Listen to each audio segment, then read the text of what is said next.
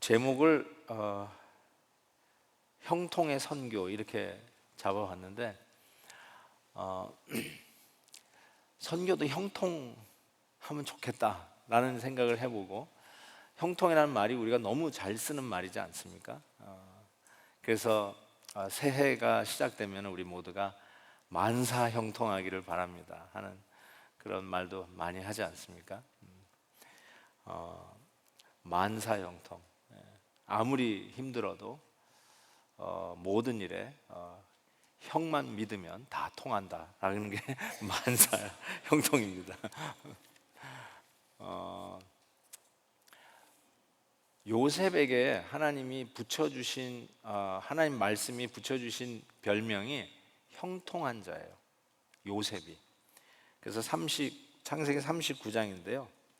그냥 들으시기만 해도 돼요. 여호와께서 요셉과 함께 하심으로 그가 형통한 자가 되어 그의 주인 애굽 사람의 집에 있으니 그의 주인이 여호와께서 그와 함께 하심을 보며 여호와께서 그의 범사에 형통하게 하심을 보았더라, 이렇게 얘기했습니다.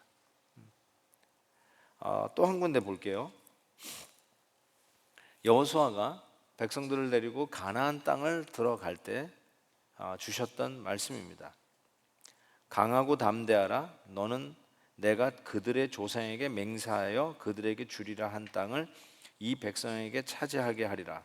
오직 강하고 극히 담대하여 나의 종 모세가 네게 명령한 그 율법을 다 지켜 행하고 우로나 좌로나 치우치지 말라. 그리하면 어디로 가든지 형통하리니 이 율법책을 내 입에서 떠나지 말게 하며 주야로 그것을 묵상하여 그 안에 기록된 대로 다 지켜 행하라.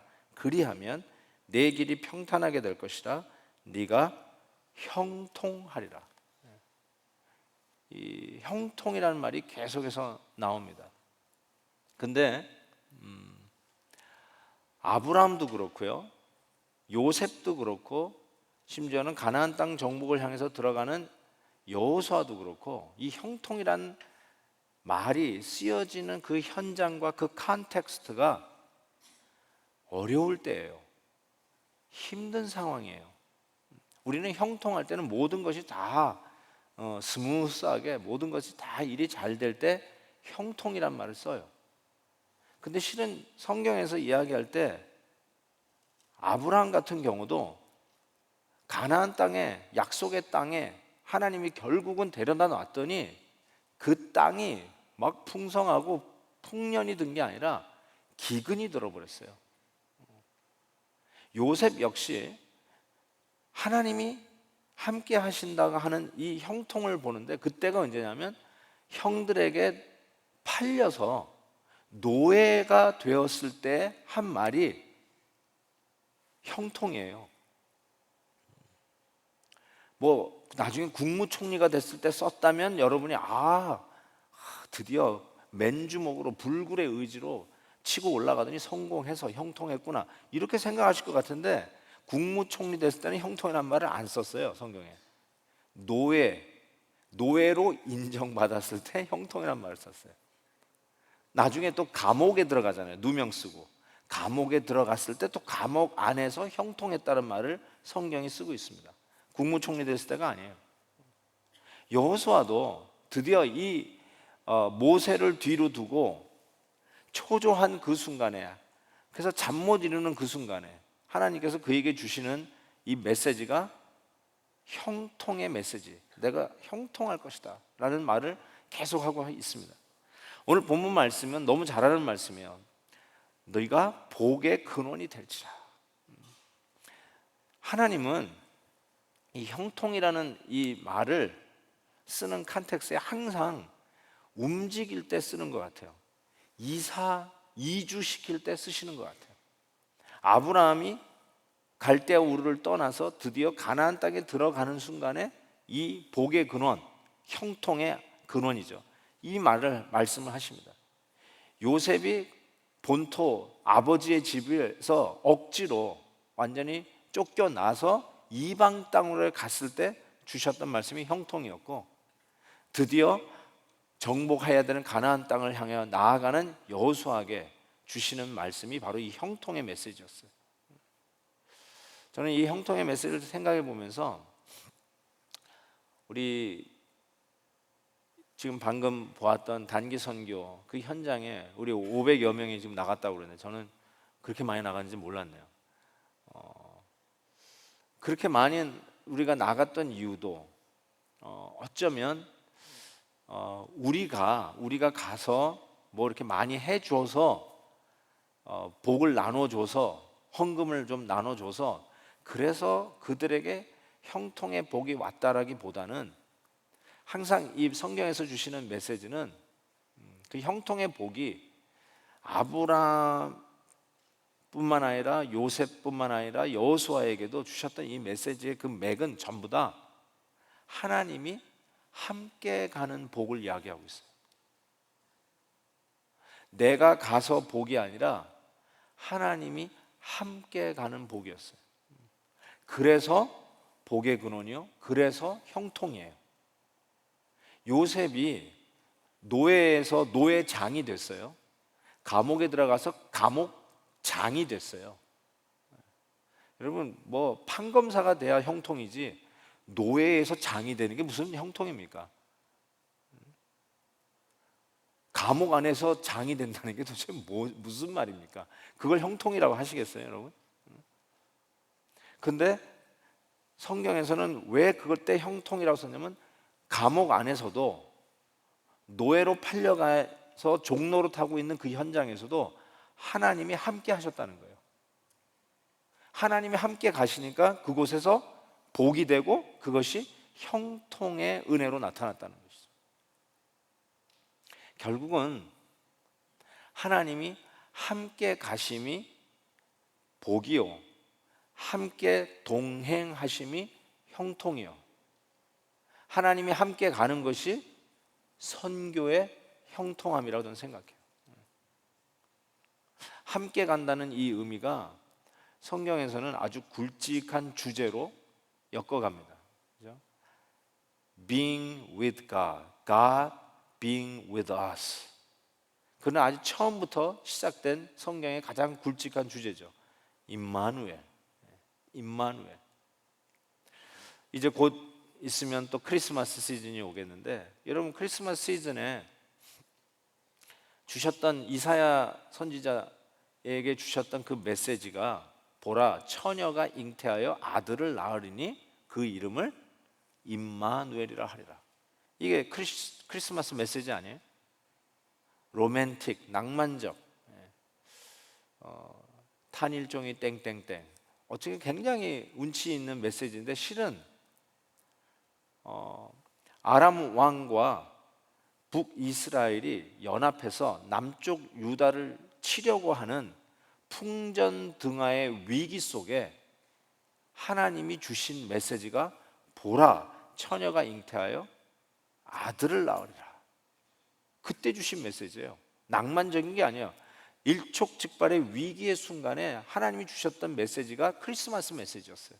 그러면서 하시는 말이 뭐냐면 그 위기의 순간에 임마누엘이라, God with us, 하나님이 우리와 함께 하신다, 하나님이 우리와 동행하신다는 메시지를 주십니다. 그것이 바로 형통이요, 그게 바로 복의 근원이라는 것이죠.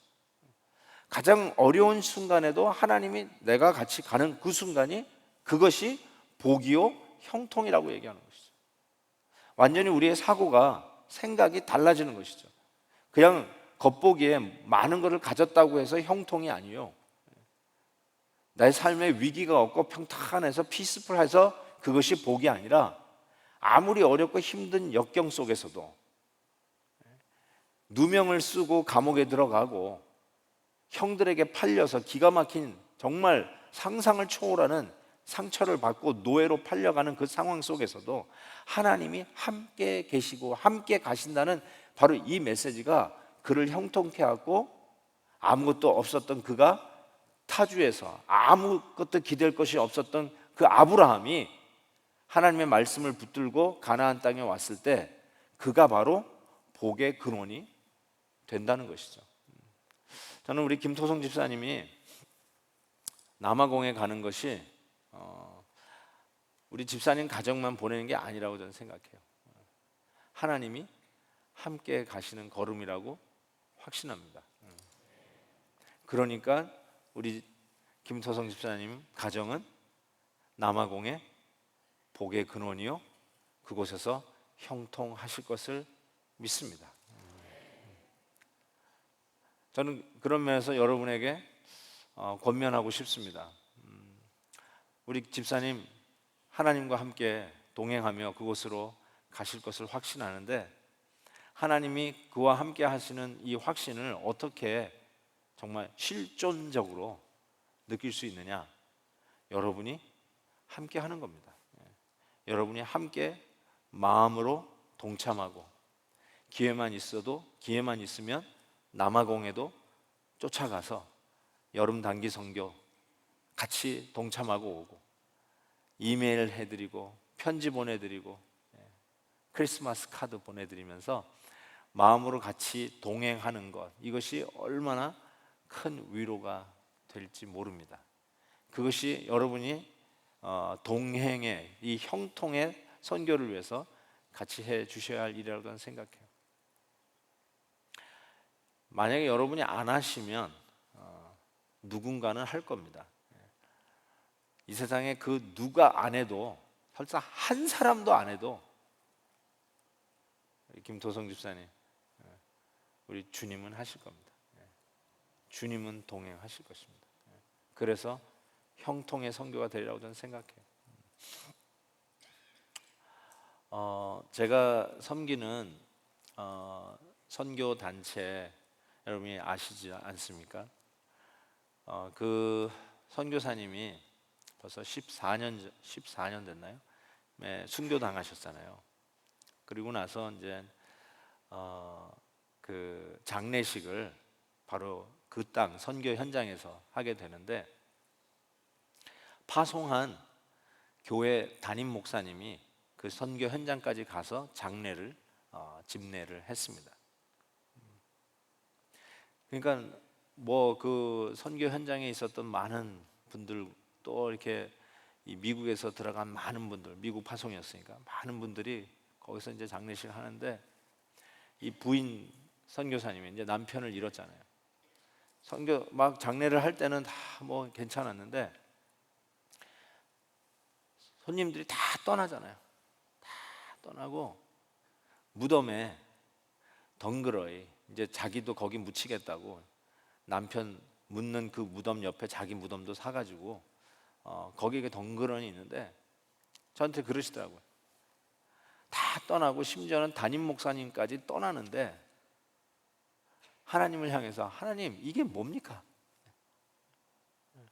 내가 여기까지 왔는데 여기까지 와서 지금 10년 이상 섬기고 있는데 이 선교 현장에서 얻은 아들은 다운 신드롬이고 그래도 추스려서 열심히 이 민족을 위해서 주의 명령 순종하며 살겠다고 하는데 왜 또 남편은 또 데려가시고 사람들은 위로한다고 여기 와 있는데 왜 이 장례식 끝나고는 다 떠납니까? 아무도 남아주지 않고 왜 다 갑니까?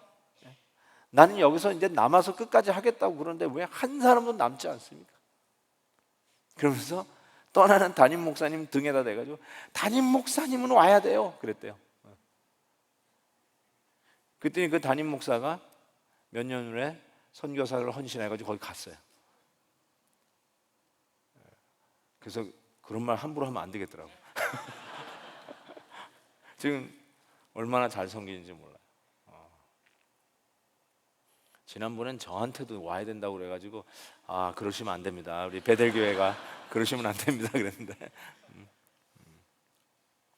그때 제가 그 마음을 한번 생각해 봤어요. 야, 이게 같이 있다는 게 이게 얼마나 힘이 되는 건가, 그게 얼마나 정말 위로가 되는 것일까. 뭐 천하를 다 얻은 것 같은 그런 기쁨, 동행의 기쁨. 뭐 사역의 열매가 거창해서 기쁜 것이 아니라 이 길을 함께 가고 있는 사람이 있다는 것에 대한 그 위로와 그 격려와 희열과 감사, 감격, 그래서 아무리 어려워도 그 길을 넉넉히 걸어갈 수 있는 그런 담대함이 생기는 것, 그거는 동행의 기쁨에서만 주는 거죠. 우리가 이렇게 함께 동행한다는 이 위로가, 우리의 마음이, 실은 그것이 주님의 위로요, 주님의 동행이 아니겠어요? 주님이 함께 하시는 바로 그 걸음 때문에 우리가 얼마나 위로를 얻습니까? 한 사람이 나와 같이 걸어줘도 이렇게 힘이 되는데, 임마누엘로 오셔서 우리와 함께 가시겠다고 하신 이 주님의 메시지를 우리가 이 말씀을 붙들고 가면 틀림없이 우리 주님과 더불어 사역하는 그 현장은 형통한 현장이 될 것을 분명히 믿습니다. 여러분, 우리가 동행하십시다. 같이 마음을 모아 주십시다. 그리고 우리가 함께 한다는 약속을 하십시다. 기도의 후원을 끊지 아니하고 끝까지 하겠다고 결단하십시다. 그래서 다시 한번 귀한 가정을 파송하면서 이미 파송한 우리 선교사님들을 기억하면서 우리의 기도의 커미먼트를 다시 한번 칼날같이 세우고, 동행의 우리 주님께서 사역 현장마다 형통의 선교로 열매 거두어 주시기를 주의 이름으로 축원합니다.